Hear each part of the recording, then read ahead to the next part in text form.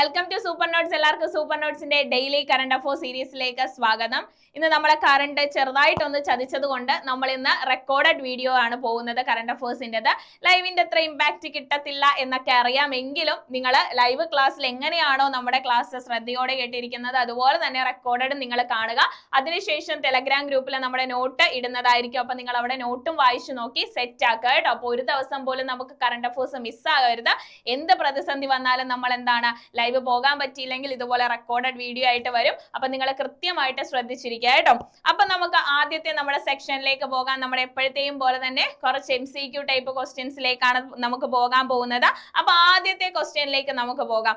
ഏതാണ് ആദ്യത്തെ ക്വസ്റ്റ്യൻ എന്ന് പറഞ്ഞാൽ ലോകത്തിലെ ആദ്യത്തെ 4ാം തലമുറ ആണവ റിയാക്ടർ ആരംഭിച്ച രാജ്യം ഏതാണെന്നാണ് നമ്മുടെ ആദ്യത്തെ ക്വസ്റ്റ്യൻ എന്ന് പറയുന്നത്. എന്താണ് ലോകത്തിലെ ആദ്യത്തെ 4ാം തലമുറ ആണവ റിയാക്ടർ ആരംഭിച്ച രാജ്യം എന്ന് പറയുന്നത് ചൈനയാണ്. വേറെ ആരുമല്ലടാ, അത് ചൈനയാണ്. ഓപ്ഷൻ സി ആണ് നമ്മുടെ ആൻസർ എന്ന് പറയുന്നത്. ഓർത്ത് വെച്ച് പഠിച്ചോണം. ലോകത്തിലെ ആദ്യത്തെ 4ാം തലമുറ ആണവ റിയാക്ടർ ആരംഭിച്ച രാജ്യം ഏതാണ്? അത് ചൈനയാണ്. ഓപ്ഷൻ സി ആണ് നമ്മുടെ ആൻസർ എന്ന് പറയുന്നത്. അടുത്ത ക്വസ്റ്റ്യനിലേക്ക് പോകാം നമുക്ക്. അടുത്ത ക്വസ്റ്റ്യൻ ഇതാണ്. 2025 കബഡി ലോകകപ്പിന്റെ വേദി ഏതാണ്? 2025 കബഡി ലോകകപ്പ് ഉണ്ടല്ലേ, ഈ കബഡി ലോകകപ്പിന്റെ വേദി എവിടെയാണെന്നാണ്? അത് വേറെങ്ങുമല്ല, ഇംഗ്ലണ്ട് ആണ് കേട്ടോ. ഇംഗ്ലണ്ട് ആണ് 2025 കബഡി ലോകകപ്പിന്റെ വേദി എന്ന് പറയുന്നത്. എവിടെയാണ്? ഇംഗ്ലണ്ട് ആണ്. ഓപ്ഷൻ എ ആണ് നമ്മുടെ ആൻസർ എന്ന് പറയുന്നത്. അടുത്തതിലേക്ക് പോകാം നമുക്ക്. അടുത്ത ക്വസ്റ്റ്യനിലേക്ക് നമ്മൾ വന്നു. 2025 ജാനുവരിയിൽ ചൈനീസ് കമ്പനി അവതരിപ്പിച്ച ആർട്ടിഫിഷ്യൽ ഇന്റലിജൻസ് അടിസ്ഥാനമാക്കി പ്രവർത്തിക്കുന്ന ചാറ്റ് ബോട്ട് ആണ് ഏതെന്ന് പറയുന്നത്. അപ്പൊ 2025 ജനുവരിയിലാണ് ചൈനീസ് കമ്പനി അവതരിപ്പിച്ചതാണ് ആർട്ടിഫിഷ്യൽ ഇന്റലിജൻസ് അടിസ്ഥാനമാക്കി പ്രവർത്തിക്കുന്ന ചാറ്റ് ബോട്ട് ആണ് ചോദിച്ചിട്ടുള്ളത്. ഏതാണ് ആ ചാറ്റ് ബോട്ട് എന്ന് പറയുന്നത്? ഈ ചാറ്റ് ബോട്ട് ഭയങ്കര ഡീപ്പായിട്ട് നമ്മുടെ ചൈനീസ് കമ്പനി അവതരിപ്പിച്ചിട്ടുള്ളതാണ്. ആർട്ടിഫിഷ്യൽ ഇന്റലിജൻസിനെയൊക്കെ അടിസ്ഥാനമാക്കി ഭയങ്കര ഡീപ്പായിട്ട് അവര് അവതരിപ്പിച്ചിട്ടുള്ള ഒരു ചാറ്റ് ബോട്ട് ആണെന്ന് വിചാരിക്കുക. ഏതായിരിക്കും? ഡീപ് സീക്ക് എന്ന് പറയുന്നതാണ് കേട്ടോ. അവരെന്താണ് കാര്യങ്ങളൊക്കെ അത്ര ഡീപ്പായിട്ടല്ല അവർ ഇറക്കുന്ന സാധനങ്ങളൊക്കെ, അവര് ചാത്ത സാധനങ്ങളൊക്കെയാണ് ഇറക്കുന്നത്. പക്ഷെ കൊറോണ ഗ്യാരണ്ടി വന്ന സ്ഥിതിക്ക് അവരിപ്പോ ഭയങ്കര കാര്യങ്ങളൊക്കെ എന്താണ് ചാറ്റ് ബോട്ടൊക്കെ ഭയങ്കര ഡീപ്പായിട്ട് റിസർച്ച് ഒക്കെ നടത്തിയാണ് അയക്കുന്നത് അല്ലെങ്കിൽ ഇറക്കുന്നത് എന്ന് ആലോചിച്ച് കഴിഞ്ഞാൽ നമുക്ക് കിട്ടും ഡീപ് സീക്ക് ആണ് കേട്ടോ. ഡീപ് സീക്ക് ആണെന്ന് ഓർത്ത് വെക്കണം, മറന്നു പോകരുത്. അടുത്തതിലേക്ക് വന്നു കഴിഞ്ഞാൽ ലോകത്തിലെ ആദ്യത്തെ 5G മൊബൈൽ നെറ്റ്വർക്ക് ആരംഭിച്ച രാജ്യം എന്ന് പറയുന്നത് ഏതാണെന്നാണ് അടുത്ത ക്വസ്റ്റ്യൻ വന്നിട്ടുള്ളത്. ലോകത്തിലെ ആദ്യത്തെ 5G മൊബൈൽ നെറ്റ്വർക്ക് ആരംഭിച്ച രാജ്യം ഏതാണെന്നാണ് ചോദിച്ചിട്ടുള്ളത്. ഏതാണ് 5G നെറ്റ്വർക്ക് ആരംഭിച്ച രാജ്യം എന്ന് പറയുന്നത്? എടാ, ദക്ഷിണ കൊറിയയാണ് കേട്ടോ. എങ്ങനെ നമുക്കൊന്ന് ഓർത്ത് വെക്കാൻ പറ്റുമെന്നറിയോ? നമ്മൾ സാധാരണ എന്താണ്, നമ്മൾ എന്തെങ്കിലും കുറയ്ക്കാനോ ഭക്ഷണം കഴിക്കാനോ ഒക്കെ ഇരിക്കുമ്പോൾ നമ്മൾ ഫോൺ നോക്കുന്നവരാണ് അല്ലെ. ഫോണിൽ എന്തെങ്കിലും സിനിമയോ അല്ലെങ്കിൽ റീലോ ഒക്കെ എന്തെങ്കിലും കണ്ടുകൊണ്ടായിരിക്കും നമ്മൾ മിക്കവരും ഫുഡ് കഴിക്കുന്നത്. അപ്പൊ ദക്ഷിണ കൊറിയക്കാരും എങ്ങനെയാണ്, എന്തെങ്കിലും കുറയ്ക്കുന്ന സമയങ്ങളിലും 5G നെറ്റ്വർക്ക് വരെ അവർക്ക് വേണം. കുറയ്ക്കുന്ന സമയത്ത് എന്ത് വേണം?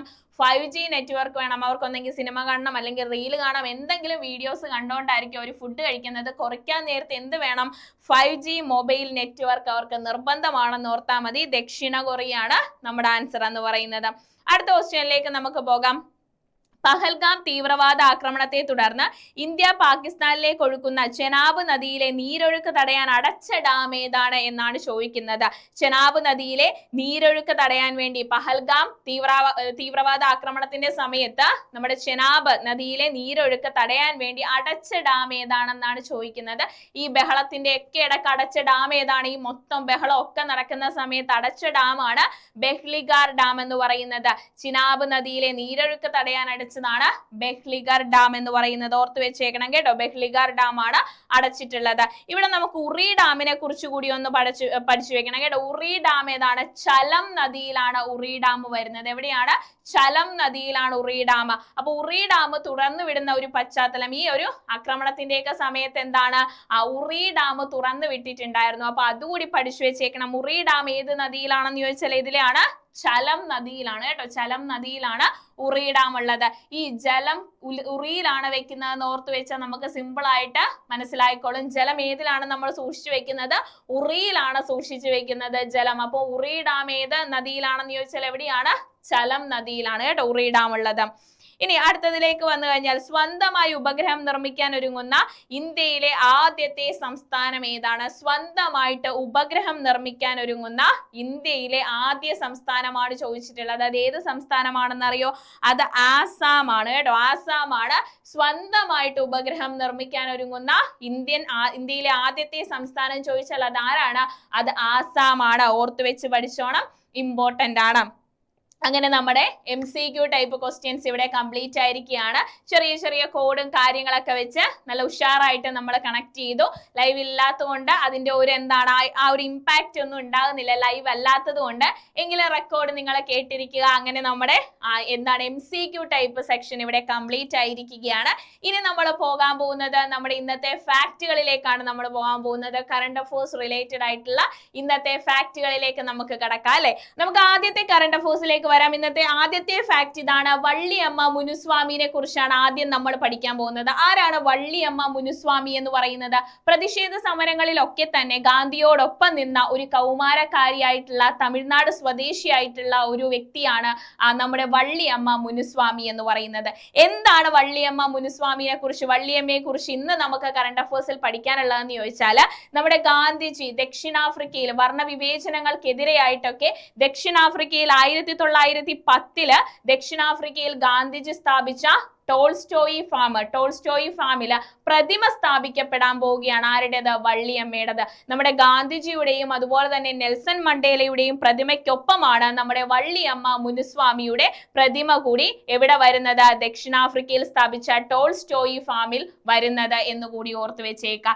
ഇതാണ് നമ്മുടെ ഇന്നത്തെ കറണ്ട് അഫേഴ്സിലെ വള്ളിയമ്മ വരാനുള്ള കാരണം എന്ന് പറയുന്നത്. അപ്പൊ മഹാത്മാഗാന്ധി 1910 ദക്ഷിണാഫ്രിക്കയിൽ സ്ഥാപിച്ച ടോൾസ്റ്റോയി ഫാമിൽ പ്രതിമ സ്ഥാപിക്കപ്പെട്ട ഇന്ത്യക്കാരി ആരാണെന്ന് ചോദിച്ചാൽ അത് ആരാണ്? അത് വള്ളിയമ്മ മുനുസ്വാമിയാണ്. ഓർത്തു വെച്ചേക്കണം, തമിഴ്നാട് സ്വദേശിയാണ്. പ്രതിഷേധ സമരങ്ങളിലൊക്കെ തന്നെ എന്താണ് നമ്മുടെ ഗാന്ധിയോടൊപ്പം നിന്ന കൗമാരക്കാരിയായിട്ടുള്ള തമിഴ്നാട് സ്വദേശിയാണ് വള്ളിയമ്മ എന്ന് പറയുന്നത്. അദ്ദേഹത്തിന്റെ മഹാത്മാഗാന്ധിയുടെ ഒരു കൃതിയുണ്ട്, സത്യാഗ്രഹം ഇൻ സൗത്ത് ആഫ്രിക്ക എന്ന പുസ്തകം. മഹാത്മാഗാന്ധിയുടെ സത്യാഗ്രഹം ഇൻ സൗത്ത് ആഫ്രിക്ക എന്ന പുസ്തകത്തിൽ വരെ വള്ളിയമ്മയെ കുറിച്ച് ഒരു പരാമർശം ആര് നടത്തിയിട്ടുണ്ട്? നമ്മുടെ ഗാന്ധിജി നടത്തിയിട്ടുണ്ട്. നമ്മുടെ ഗാന്ധിജിയുടെ പ്രതിമയ്ക്കും അതുപോലെ തന്നെ നെൽസൺ മണ്ടേലയുടെ പ്രതിമയ്ക്കും ഒപ്പമാണ് വള്ളിയമ്മയുടെ പ്രതിമ വരുന്നത്. സർക്കാരിന്റെ വർണ്ണവിവേചന നടപടികൾക്കെതിരെയായിട്ട് അഭിഭാഷകനായിരുന്ന ഗാന്ധിജി സ്ഥാപിച്ച കൂട്ടായ്മയാണ് എന്ത് പറയുന്നത്? ടോൾസ്റ്റോയി ഫാം എന്ന് പറയുന്നത്. ഓർത്തു വെച്ചേക്കണം, എവിടെയാണ്? മഹാത്മാഗാന്ധി 1910 അങ്ങ് ദക്ഷിണാഫ്രിക്കയിൽ സ്ഥാപിച്ച ടോൾസ്റ്റോയി ഫാമിൽ പ്രതിമ സ്ഥാപിക്കപ്പെടുന്ന ഇന്ത്യക്കാരി ആരാണ്? അത് വള്ളിയമ്മ മുനുസ്വാമിയുടെയാണ്. ഓർത്തു വെച്ചേക്കണം, ആദ്യത്തെ കറണ്ട് അഫേഴ്സ് ആണ്, ഇമ്പോർട്ടന്റ് ആണ്. ആദ്യം നമ്മൾ ആരെ കുറിച്ചാണ് പഠിച്ചത്? വള്ളിയമ്മ മുനുസ്വാമിനെ കുറിച്ചാണ് ഇന്നത്തെ ആദ്യത്തെ നമ്മുടെ കറണ്ട് അഫേഴ്സ് എന്ന് പറയുന്നത്. ഓക്കെ ആണ്, സെറ്റ് ആണെങ്കിൽ അടുത്തതിലേക്ക് പോകാം. ടോൾസ്റ്റോയി ഫാമിലാണ് കേട്ടോ പ്രതിമ സ്ഥാപിക്കപ്പെടുന്നത്. ആരുടെ? വള്ളിയമ്മ മുനുസ്വാമി. തമിഴ്നാടുകാരത്തിയാണ്. 16ാമത്തെ വയസ്സിലാണ് രോഗമൊക്കെ ബാധിച്ച് 16ാമത്തെ വയസ്സിലാണ് വള്ളിയമ്മ മരിക്കുന്നത്. അപ്പൊ ഓർത്ത് വെച്ചേക്കണം കേട്ടോ, വള്ളിയമ്മ മുനുസ്വാമിനെ കുറിച്ച് ഓർത്ത് വെച്ചേക്കണം. ഇനി അടുത്ത കറണ്ട് അഫേഴ്സിലേക്ക് വന്നു കഴിഞ്ഞാൽ ഒരു റെയിൽവേ സ്റ്റേഷൻ ആണ് അല്ലെ നമ്മൾ കാണുന്നത്. ഒരു റെയിൽവേ സ്റ്റേഷൻ ആണ്, ഭയങ്കരമായ തിക്കും തിരക്കുമായിട്ടുള്ള ഒരു റെയിൽവേ സ്റ്റേഷൻ ആണ് നമ്മുടെ കണ്ണിൽ ഇപ്പൊ കണ്ടുകൊണ്ടിരിക്കുന്നത്. നമ്മൾ റെയിൽവേ സ്റ്റേഷനിലൊക്കെ ചെന്നാൽ അറിയാം, ചില സാഹചര്യങ്ങളിൽ ചിലപ്പോൾ തിരക്ക് കുറച്ച് കുറവായിരിക്കും. എന്താണ് കൂടുതലായിട്ടും റെയിൽവേ സ്റ്റേഷന് ഭയങ്കരമായ തിരക്കൊക്കെ നമ്മൾ കാണാറുണ്ട്. അപ്പൊ നമ്മൾ എവിടെയെങ്കിലും യാത്ര പോകുകയാണെങ്കിൽ, ട്രെയിൻ പ്രിഫർ ചെയ്യുന്നവരാണെങ്കിൽ ഭയങ്കര തിരക്കും കാര്യങ്ങളൊക്കെ ആയിട്ട് ട്രെയിനിൽ കയറാൻ ഇടിയും കാര്യങ്ങളും ഒക്കെ ആയിട്ട് അവിടെ നിന്ന് തിരിയാൻ പറ്റാത്ത രീതിയിൽ ചില റെയിൽവേ സ്റ്റേഷനുകളൊക്കെ തിരക്കുകൾ വളരെയധികം കൂടുതലാണ്. അപ്പൊ ഇതുമായിട്ട് ബന്ധപ്പെട്ട ഒരു കറണ്ട് അഫേഴ്സ് ആണ് ഇന്ന് നമ്മൾ പഠിക്കാൻ പോകുന്നത്. യാത്രീ സുവിധാ കേന്ദ്രം, ഇതിനൊക്കെ ഒരു പരിഹാരമായിട്ട് എന്ത് വരികയാണ്? യാത്രീ സുവിധാ കേന്ദ്രം വരികയാണ്. ഇത്രയേ ഉള്ളടാ. റെയിൽവേ സ്റ്റേഷനുകളിൽ യാത്രക്കാരുടെ തിരക്ക് നിയന്ത്രിക്കുന്നതിനായി കേന്ദ്ര റെയിൽവേ മന്ത്രാലയം അവതരിപ്പിച്ച പുതിയ സംവിധാനമാണ് എന്തെന്ന് പറയുന്നത്? യാത്രീ സുവിധാ കേന്ദ്രം എന്ന് പറയുന്നത്. എന്താണ് യാത്രീ സുവിധാ കേന്ദ്രം എന്ന് പറയുന്നത്? നമ്മുടെ റെയിൽവേ സ്റ്റേഷനുകളിൽ യാത്രക്കാരുടെ തിരക്ക് നിയന്ത്രിക്കുന്നതിനായി കേന്ദ്ര റെയിൽവേ മന്ത്രാലയം അവതരിപ്പിച്ച സംവിധാനമാണ് ഏതെന്ന് പറയുന്നത്? യാത്രീ സുവിധാ കേന്ദ്രം. പുതിയൊരു സംവിധാനം നമ്മുടെ കേന്ദ്ര റെയിൽവേ മന്ത്രാലയം അവതരിപ്പിച്ചിരിക്കുകയാണ്. ഈ ഒരു പുതിയ സംവിധാനമാണ് യാത്രീ സുവിധാ കേന്ദ്രം എന്ന് പറയുന്നത്. ഇമ്പോർട്ടന്റ് ആണ്, നോട്ട് ചെയ്ത് വെച്ചേക്കണം കേട്ടോ. കേരളത്തിലെ എറണാകുളം ജംഗ്ഷൻ സ്റ്റോപ്പിലാണ്, സ്റ്റേഷനിലാണ് എന്ത് വരുന്നത്? ഈ ഒരു യാത്രീ സുവിധാ കേന്ദ്രം ആദ്യം നിർമ്മിക്കപ്പെടുന്നത് എവിടെയാണ്? കേരളത്തിലെ എറണാകുളം ജംഗ്ഷൻ സ്റ്റേഷനിലാണ് ഇത് നിർമ്മിക്കുന്നത്. ഒരേ സമയം 7000 യാത്രക്കാരെ ഉൾക്കൊള്ളാവുന്ന തരത്തിലുള്ള കേന്ദ്രം രൂപകൽപ്പന ചെയ്തിരിക്കുന്നത്. എങ്ങനെയാണ് കേന്ദ്രം രൂപകൽപ്പന ചെയ്തിരിക്കുന്നത്? ഒരേ സമയം തന്നെ 7000 യാത്രക്കാരെ വരെ ഉൾക്കൊള്ളാവുന്ന തരത്തിലാണ് നമ്മുടെ ഈ കേന്ദ്രം രൂപകൽപ്പന ചെയ്തിരിക്കുന്നത്. കേരളത്തിൽ എവിടെയാണ്? കേരളത്തിലെ എറണാകുളം ജംഗ്ഷൻ സ്റ്റേഷനിലാണ് ഇത് നിർമ്മിക്കുന്നത് എന്നുകൂടി ഓർത്തു വെച്ചേക്കുക. റെയിൽവേ സ്റ്റേഷനുകളിൽ യാത്രക്കാരുടെ തിരക്ക് നിയന്ത്രിക്കുന്നതിന് വേണ്ടി കേന്ദ്ര റെയിൽവേ മന്ത്രാലയം അവതരിപ്പിച്ച പുതിയ സംവിധാനത്തിന്റെ പേരാണ് എന്തെന്ന് പറയുന്നത്? യാത്രീ സുവിധാ കേന്ദ്രം എന്ന് പറയുന്നത്. ഇനി ഇത് എങ്ങനെയാണ് രൂപകൽപ്പന ചെയ്യുന്നത്? ഒരേ സമയം തന്നെ ഒരു 7000 യാത്രക്കാരെ വരെ ഉൾക്കൊള്ളാവുന്ന തരത്തിലാണ് കേന്ദ്രം രൂപകൽപ്പന, ഈ ഒരു കേന്ദ്രം യാത്രീ സുവിധാ കേന്ദ്രം എന്ന് പറയുന്ന ഈ ഒരു കേന്ദ്രം രൂപകൽപ്പന ചെയ്തിരിക്കുന്നത് എന്നുകൂടി ഓർത്തു വെച്ചേക്കാം. രണ്ടാമത്തെ കറണ്ട് അഫയേഴ്സ് നമുക്ക് സെറ്റ് ആയെങ്കിൽ നമുക്ക് അടുത്തതിലേക്ക് പോകാം. അടുത്തത് നമ്മൾ പഠിക്കാൻ പോകുന്നത് സുനിൽ അമൃതിനെ കുറിച്ചാണ്. എന്താണ് സുനിൽ അമൃതിന്റെ ഇമ്പോർട്ടൻസ്? കറണ്ട് അഫയേഴ്സിൽ സുനിൽ അമൃത് വരാനുള്ള കാര്യം, ബ്രിട്ടീഷ് അക്കാദമിയുടെ 2025 ബുക്ക് പ്രൈസ് നേടിയ ഇന്ത്യൻ വംശനായ ചരിത്രകാരനാണ് ആരെന്ന് പറയുന്നത്? സുനിൽ അമൃത് എന്ന് പറയുന്നത്. സുനിൽ അമൃതിന്റെ ഏത് പുസ്തകത്തിനാണെന്ന് ചോദിച്ചാൽ the burning earth and environment history of the last 500 years എന്ന് പറയുന്ന പുസ്തകത്തിനാണ് പുരസ്കാരം ലഭിച്ചിട്ടുള്ളത്. അപ്പൊ ബ്രിട്ടീഷ് അക്കാദമിയുടെ 2025 ബുക്ക് പ്രൈസ് നമ്മുടെ 2025 ബുക്ക് പ്രൈസ് നേടിയിട്ടുള്ള ഇന്ത്യൻ വംശജനായിട്ടുള്ള ചരിത്രകാരനാണ് ആരെന്ന് പറയുന്നത്? സുനിൽ അമൃത് എന്ന് പറയുന്നത്. ഇമ്പോർട്ടന്റ് ആണ്, നോട്ട് ചെയ്ത് വെച്ചേക്കണം. ഏത് പുസ്തകത്തിനാണ് പുരസ്കാരം ലഭിച്ചത്? The burning earth and environment history of the last 500 years എന്ന് പറയുന്ന പുസ്തകത്തിനാണ് പുരസ്കാരം ലഭിച്ചിട്ടുള്ളത്. ആർക്കാണ്? സുനിൽ അമൃതിനാണ് ലഭിച്ചിട്ടുള്ളത്. ഓർത്തു വെച്ചേക്കണം, ഇമ്പോർട്ടന്റ് ആണ് കേട്ടോ, ഇമ്പോർട്ടന്റ് ആണ്. അടുത്തതിലേക്ക് വന്നു കഴിഞ്ഞാൽ ഒരു ചുഴലിക്കാറ്റിനെ പറ്റിയാണ് നമ്മൾ പഠിക്കാൻ പോകുന്നത്. ഇന്ന് കമന്റ് ബോക്സിൽ ലൈവ് ഷെഡ്യൂൾ ചെയ്ത കമന്റ് ബോക്സിലൊക്കെ പ്രിയയും എല്ലാവരും ചേർന്ന് പറയുന്നുണ്ടായിരുന്നു, എന്താണ് മോൻതാ ചുഴലിക്കാറ്റ് തന്ന പണിയാണല്ലേ ഇന്ന് കറണ്ട് ഇല്ലാത്തത്.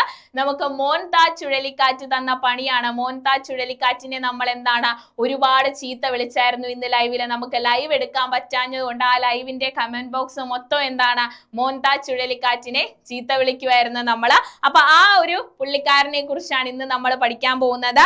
മോൻതാ ചുഴലിക്കാറ്റാണ് കേട്ടോ. 2025 ഒക്ടോബറിൽ ബംഗാൾ ഉൾക്കടലിൽ വീശിയടിച്ച ചുഴലിക്കാറ്റാണ് മോൻതാ ചുഴലിക്കാറ്റ് എന്ന് പറയുന്നത്. നമ്മുടെ ഇന്ന് കറണ്ട് അഫയേഴ്സ് എടുക്കാൻ സമ്മതിക്കാഞ്ഞ് മഴയൊക്കെ എന്താണ് കൂടി നിന്നപ്പോ കമന്റ് ബോക്സിൽ എല്ലാവരും പറഞ്ഞുകൊണ്ടിരുന്ന, അല്ലെങ്കിൽ കമന്റ് ബോക്സിൽ എല്ലാവരും ചീത്ത പറഞ്ഞുകൊണ്ടിരുന്ന ആ മോൻതാ ചുഴലിക്കാറ്റിനെ കുറിച്ചാണ് നമ്മൾ പഠിക്കുന്നത്. മോൻതാ ചുഴലിക്കാറ്റ് 2025 ഒക്ടോബറിൽ ബംഗാൾ ഉൾക്കടലിൽ വീശിയടിച്ച ചുഴലിക്കാറ്റാണ് ഏതെന്ന് പറയുന്നത്?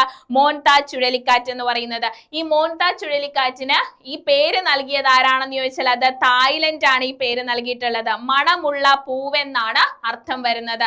ഇതിന് ഈ മോൻതാ ചുഴലിക്കാറ്റിന്റെ പേര് മോൻതാ ചുഴലിക്കാറ്റ്, ഇതിന്റെ അർത്ഥം എന്താണെന്ന് ചോദിച്ചാൽ മണമുള്ള പൂവ് എന്നാണ് അർത്ഥം വരുന്നത്. തായ്ലൻഡ് ആണ് ഇത് നൽകിയിട്ടുള്ളത്, ഈ ഒരു പേര് നൽകിയിട്ടുള്ളത്. അപ്പൊ ഇങ്ങനെ ഒന്ന് ആലോചിച്ച് വെക്കാം, നല്ല മണമുള്ള പൂവ് മോൻ ആർക്ക് കൊടുത്തു? തായക്ക് കൊടുത്തു അല്ലെ. അപ്പോ നല്ല മണമുള്ള പൂവ് ആർക്ക് കൊടുത്തു?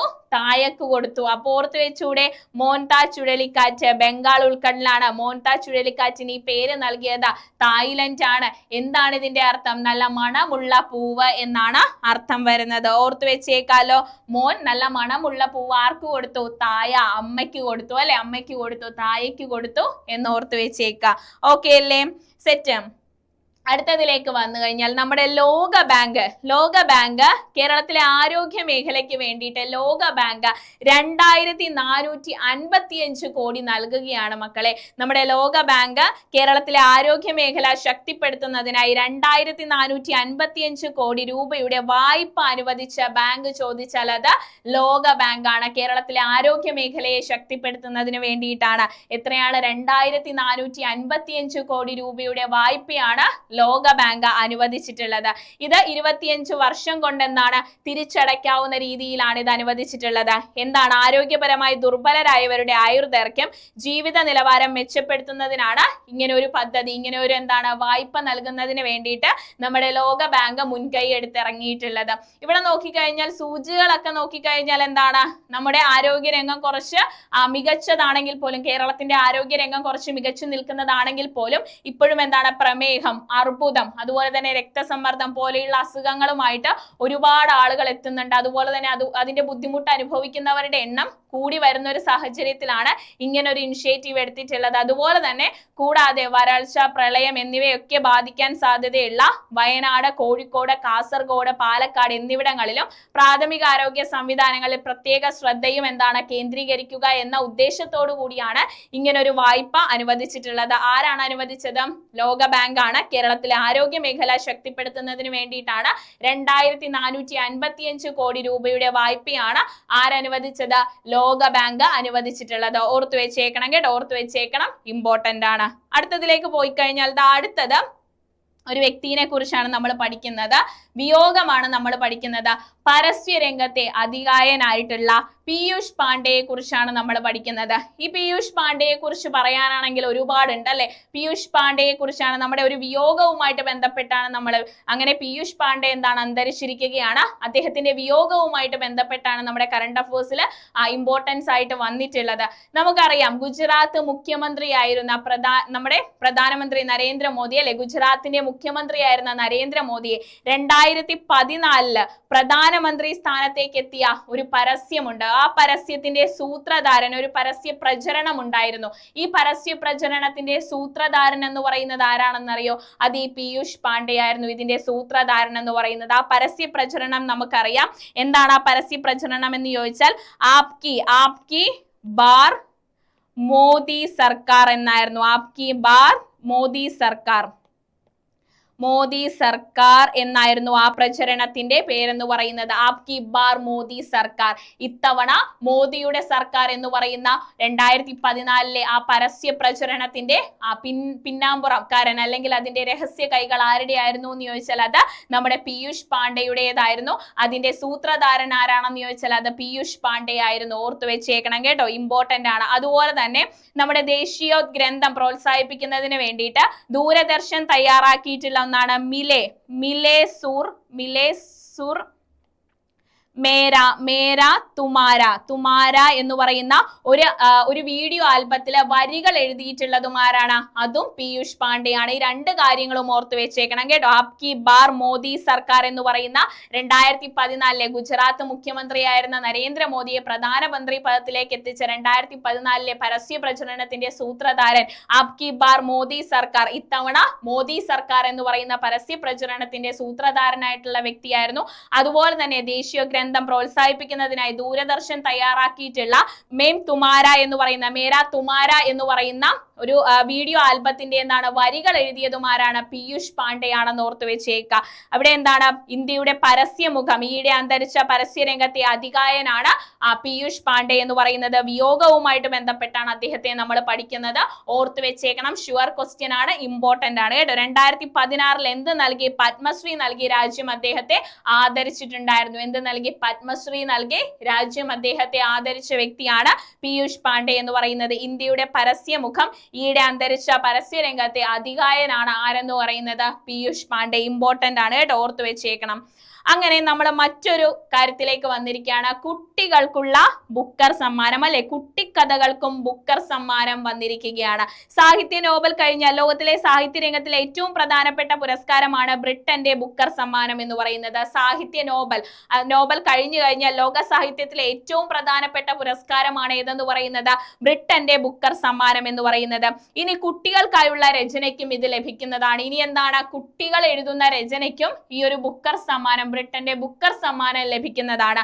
8 മുതൽ 12 വരെ പ്രായമുള്ള കുട്ടികൾ എഴുതുന്ന രചനയ്ക്ക് ചിൽഡ്രൻസ് ബുക്കർ പ്രൈസ് ഏർപ്പെടുത്തുകയാണ് ബുക്കർ പ്രൈസ് ഫൗണ്ടേഷൻ. അപ്പൊ 8 മുതൽ 12 വരെ വയസ്സുള്ള കുട്ടികൾ അത്രയും പ്രായമുള്ള കുട്ടികൾ എഴുതുന്ന രചനയ്ക്ക് ചിൽഡ്രൻസ് ബുക്കർ പ്രൈസ് ഏർപ്പെടുത്തുകയാണ് ആര്? Booker prize foundation children Booker prize ഏർപ്പെടുത്തുകയാണ്. അപ്പൊ കുട്ടികളുടെ രചനയ്ക്കും ഇനി എന്ത് കിട്ടും? ബുക്കർ പ്രൈസ് കിട്ടും. 2027 ആദ്യ പുരസ്കാരം സമ്മാനിക്കുന്നതാണ്. അപ്പൊ കുട്ടിക്കഥകൾക്കും ഇനി ബുക്കർ പ്രൈസ് വരികയാണ്. നോബൽ സാഹിത്യത്തിനുള്ള നോബൽ കഴിഞ്ഞു കഴിഞ്ഞാൽ ലോകത്തിലെ ഏറ്റവും വലിയ സാഹിത്യ രംഗത്ത് കൊടുക്കുന്ന ഏറ്റവും പ്രധാനപ്പെട്ട പുരസ്കാരമാണ് ബ്രിട്ടന്റെ ബുക്കർ സമ്മാനം എന്ന് പറയുന്നത്. ഇനി ഇതെന്താണ്? കുട്ടിക്കഥകൾക്കും കുട്ടികളുടെ രചനകൾക്കും കിട്ടുന്നതാണ്. 8 മുതൽ 12 വയസ്സ് വരെയുള്ള കുട്ടികളുടെ രചനയ്ക്ക് ചിൽഡ്രൻസ് ബുക്കർ പ്രൈസ് ഏർപ്പെടുത്തുകയാണ് ആര്? ബുക്കർ ഫൗണ്ടേഷൻ ഏർപ്പെടുത്തുകയാണ്. അപ്പോൾ ഓർത്ത് വെച്ചേക്കണം, ഇമ്പോർട്ടന്റ് ആണ്. കുട്ടിക്കഥകൾക്കും ഇനി എന്തുണ്ട്? ബുക്കർ സമ്മാനമുണ്ട് കേട്ടോ. ഓക്കെ, അടുത്തതിലേക്ക് വന്നു കഴിഞ്ഞാൽ ഇനി അതുപോലെ തന്നെ കുട്ടികൾ ഉണ്ടാക്കിയ, കുട്ടികൾ രൂപകൽപ്പന ചെയ്തിട്ടുള്ള, കുട്ടികൾ ഒരുക്കിയിട്ടുള്ള ഒരു ഇ കോമേഴ്സ് പ്ലാറ്റ്ഫോമിനെ കുറിച്ചാണ് നമ്മൾ പഠിക്കുന്നത്. പ്യൂപ്പിൾസ് കാർഡ് എന്ന് പറയുന്നതാണ് ഈ ഒരു ഇ കോമേഴ്സ് പ്ലാറ്റ്ഫോം എന്ന് പറയുന്നത്. അപ്പൊ കുട്ടികൾ തയ്യാറാക്കുന്ന സാധനങ്ങൾ വിൽക്കാൻ കുട്ടികൾ ഒരുക്കിയിട്ടുള്ള, കുട്ടികൾ തയ്യാറാക്കുന്ന സാധനങ്ങൾ വിൽക്കാൻ വേണ്ടിയിട്ട് കുട്ടികൾ തന്നെ ഒരുക്കിയിട്ടുള്ള ഒരു ഇ കോമേഴ്സ് പ്ലാറ്റ്ഫോം ആണ് ഏതെന്ന് പറയുന്നത്? പ്യൂപ്പിൾ കാർഡ് എന്ന് പറയുന്നത്. ഇമ്പോർട്ടന്റ് ആണ്. ഏതാണ്?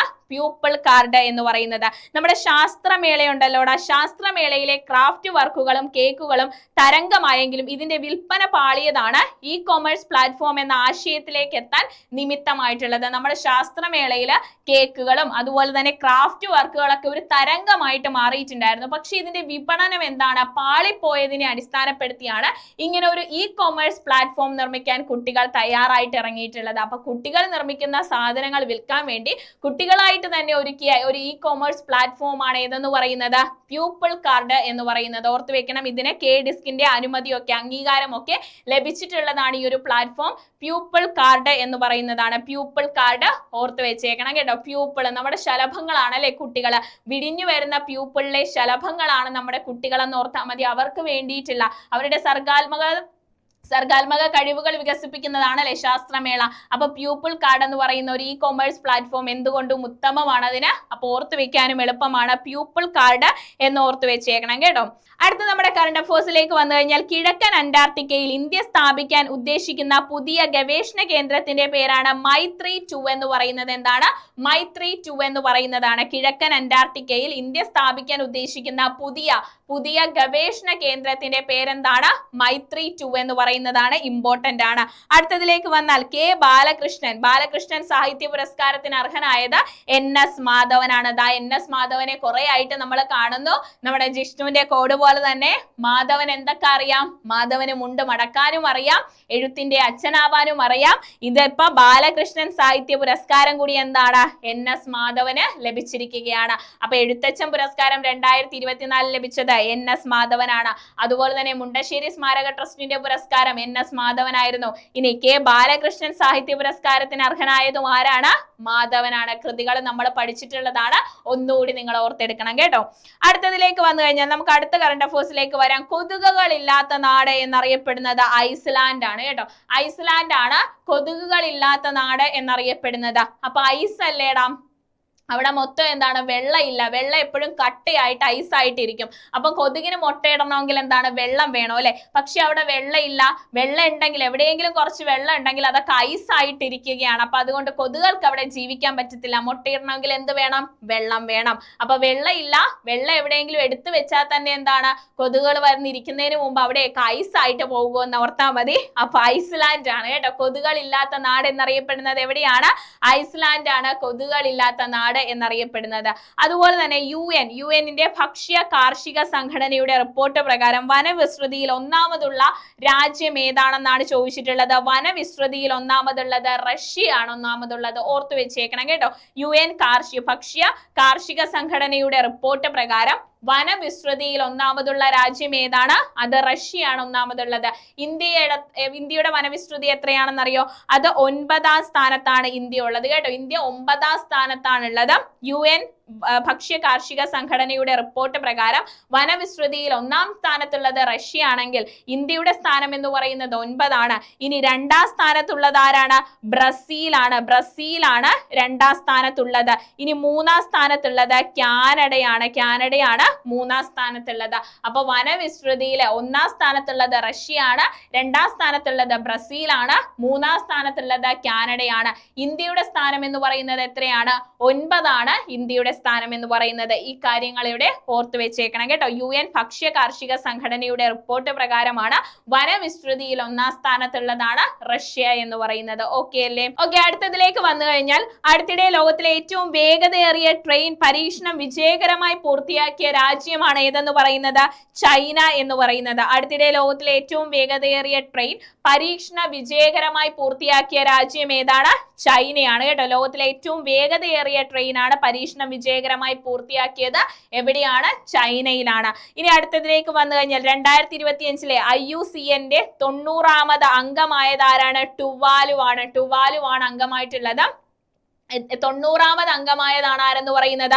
IUCN-ലെ 90ാമത് അംഗമായതാണ് ടുവാലു എന്നാണ് 2025 ഒക്ടോബറിൽ IUCN-ലെ 90ാമത് അംഗമായ രാജ്യം ഏതാണ്? അത് ടുവാലു ആണ്. ഓർത്തു വെച്ചേക്കണം, ഇമ്പോർട്ടന്റ് ആണ്. അങ്ങനെ നമ്മുടെ ഇന്നത്തെ കറണ്ട് അഫേഴ്സ് ഇവിടെ കംപ്ലീറ്റ് ആയിരിക്കുകയാണ്. നല്ല രീതിക്ക് നമ്മൾ എന്താണ് ഇന്നത്തെ ഫാക്റ്റുകളൊക്കെ പറഞ്ഞു കഴിഞ്ഞു, MCQ കഴിഞ്ഞു. ഇനി നമ്മൾ പോകാൻ പോകുന്നത് നമ്മുടെ ക്വിക്ക് റിവിഷനിലേക്കാണ്. ഇപ്പൊ പഠിച്ച കാര്യങ്ങളെ നമ്മൾ ഒന്നുകൂടി ഓർത്തെടുക്കുമ്പോഴെന്താണ് നമ്മുടെ പഠനം ഇവിടെ പൂർത്തിയാകും. അപ്പൊ ഒന്നുകൂടി നമുക്ക് ഓർത്തെടുക്കാം. ആദ്യം തന്നെ നമ്മൾ വള്ളിയമ്മ മുനുസ്വാമിയെ കുറിച്ചാണ് പഠിച്ചത്. വള്ളിയമ്മ മുനുസ്വാമിനെ കുറിച്ച് എന്താ നമ്മൾ പഠിച്ചത്?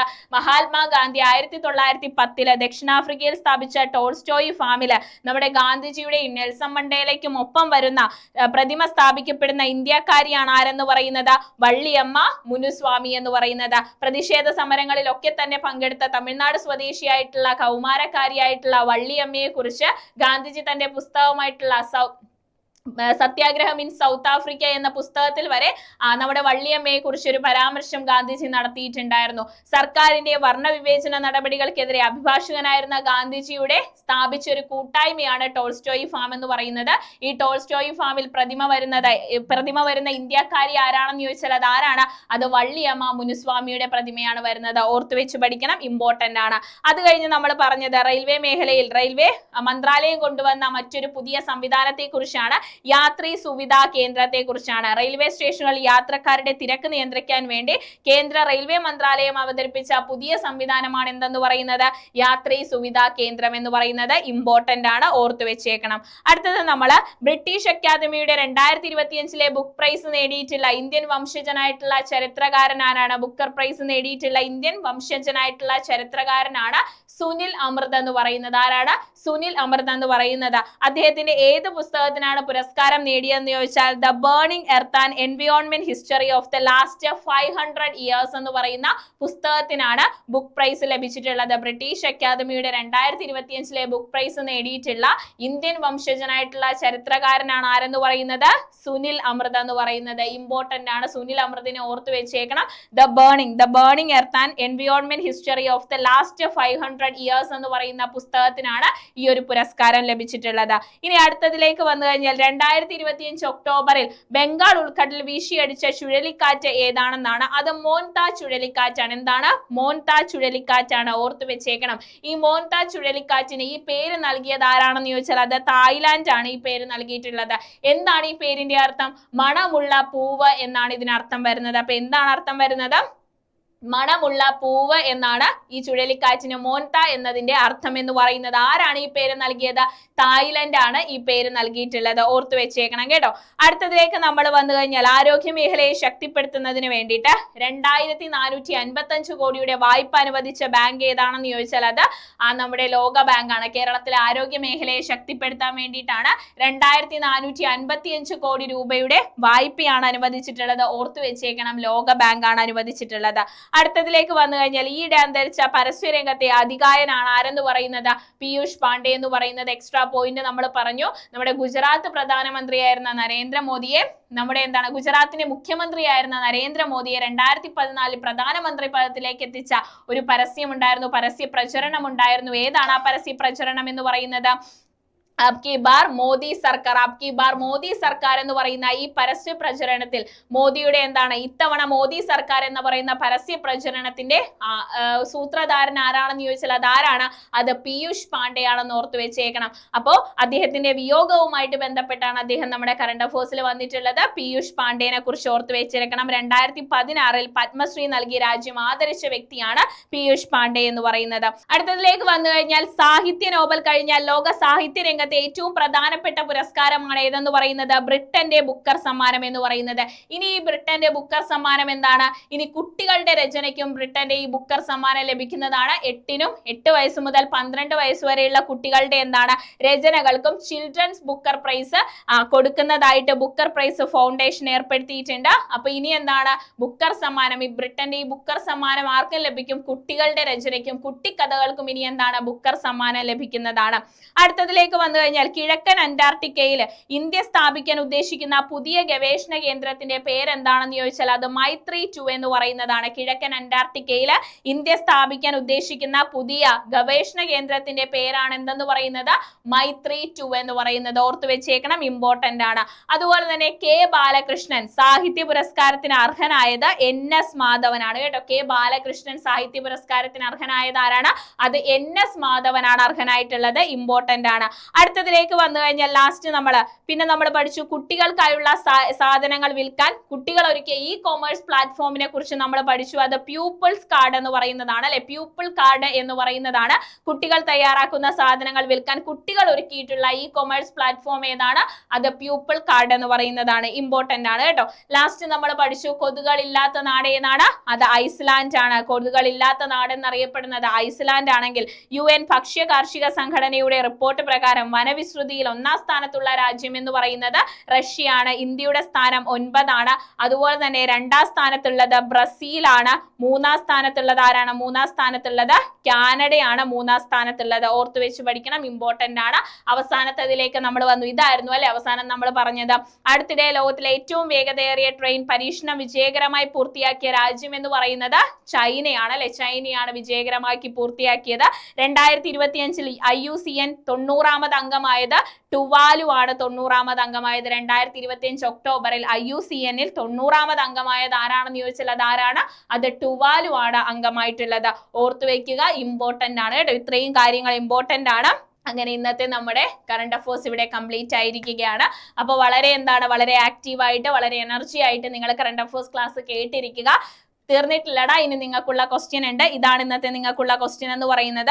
ആരുടെ പുസ്തകമാണ് ദ എമർജൻസി ഡയറി എന്ന് പറയുന്നത്? നമ്മൾ കഴിഞ്ഞ ക്ലാസ്സിൽ പഠിച്ചിട്ടുള്ളതാണ്. ഇതിന്റെ ആൻസർ നിങ്ങൾ കമന്റ് ബോക്സിൽ കമന്റ് ആയിട്ട് രേഖപ്പെടുത്തുക. അതുപോലെ തന്നെ എന്താണ് ഈ റെക്കോർഡഡ് വീഡിയോയുടെ അടിയിൽ ഒരു ഗൂഗിൾ ഫോം അറ്റാച്ച് ചെയ്തിട്ടുണ്ടായിരിക്കും. പുതിയതായിട്ട് നമ്മുടെ ക്ലാസ്സുകൾ കാണുന്ന ആരെങ്കിലും ഉണ്ടെങ്കിൽ ആ ഗൂഗിൾ ഫോം ഒന്ന് ഫില്ല് ചെയ്ത് കഴിഞ്ഞാൽ സൂപ്പർ നോട്ട്സ് പ്രൊവൈഡ് ചെയ്യുന്ന കോഴ്സുകളെ പറ്റിയും എന്തൊക്കെ കോഴ്സുകളാണ് നമ്മുടെ ബാച്ചുകളിലൂടെ നിങ്ങൾക്ക് പ്രൊവൈഡ് ആകുന്നത്, ഇനി ആ കോഴ്സുകളിലൂടെ ആ ബാച്ചുകളിലൂടെ നിങ്ങൾക്ക് പ്രൊവൈഡ് ആകുന്ന PDF മെറ്റീരിയലിനെ കുറിച്ചും നമ്മുടെ നോട്ടുകളെ പറ്റിയൊക്കെ ഒരു ധാരണ നിങ്ങൾക്ക് വേണമെന്നുണ്ടെങ്കിൽ ആ ഗൂഗിൾ ഫോം ഒന്ന് ഫില്ല് ചെയ്താൽ മാത്രം മതി. നമ്മുടെ മെന്റേഴ്സ് നിങ്ങളെ കോൺടാക്ട് ചെയ്യുന്നതായിരിക്കും. അവർ സൂപ്പർ നോട്ട്സ് പ്രൊവൈഡ് ചെയ്യുന്ന കോഴ്സുകളെ പറ്റിയും നമ്മുടെ നോട്ടുകളെ പറ്റിയും ടെസ്റ്റ് സീരീസുകളെ പറ്റിയും നമ്മുടെ ബാച്ചിലൂടെ പ്രൊവൈഡ് ചെയ്യുന്ന കാര്യങ്ങളെ പറ്റിയൊക്കെ എന്താണ് അവർ നിങ്ങൾക്ക് പറഞ്ഞു തരുന്നതായിരിക്കും. അപ്പൊ ഇത്ര മാത്രം ചെയ്യുക, ആ ഗൂഗിൾ ഫോം ഒന്ന് ഫില്ല് ചെയ്താൽ മാത്രം മതിയാവും കേട്ടോ. അങ്ങനെ നമ്മുടെ ഇന്നത്തെ കറണ്ട് അഫേഴ്സ് അവസാനിച്ചിരിക്കുകയാണ്. നമ്മുടെ ലൈവ് നാളെ തന്നെ നമ്മുടെ എന്താണ് സ്ഥിരം നമ്മൾ 10:30 വീണ്ടും എന്താണ് ലൈവ് വരും. ഇന്ന് നമുക്ക് എന്താണ് ചെറിയൊരു കറണ്ടിന്റെ ഇഷ്യൂസ് കാര്യങ്ങളൊക്കെ വന്നതുകൊണ്ടാണ്. എന്നാലും നിങ്ങൾ ഉഷാറായിട്ട് ക്ലാസ് കേൾക്കുക, അടിപൊളിയായിട്ട് പഠിക്കുക. അപ്പൊ നമുക്ക് നാളെ 10:30 ലൈവിൽ കാണാം കേട്ടോ. അതുവരേക്കും എല്ലാവർക്കും ബൈ. Thank you all.